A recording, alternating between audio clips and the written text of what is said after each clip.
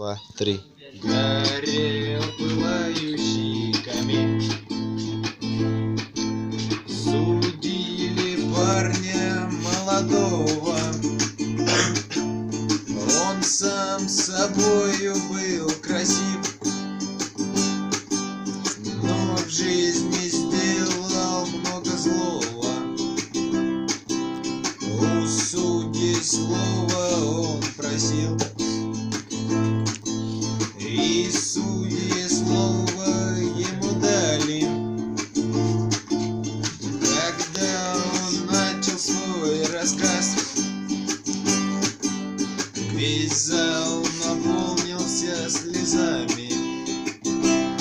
Когда мне было 10 лет, я с дома отчего сорвался. Я научился пить, курить и со шпаной блатной связался. Когда мне стало 20 лет, я был в кругу друзей любимых. Я был красив и Вы заебали, вы чё?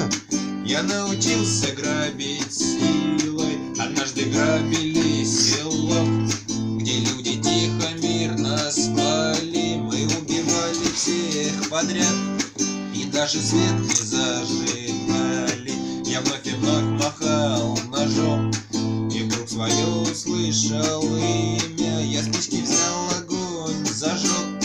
О, судьи, что я там увидел? У тела мертвого отца с ножом в груди там мать стояла, а 6-летняя сестра в кроватке тихо умирала. Судите ж, судья, вы меня, судите ж, судья, как хотите, за злодеяния мои вы страшный приговор несите. Раздался выстрел, он упал, и полились любимой слезы. Мой милый мальчик дорогой, зачем ты людям делал злое? Сгорел пылающий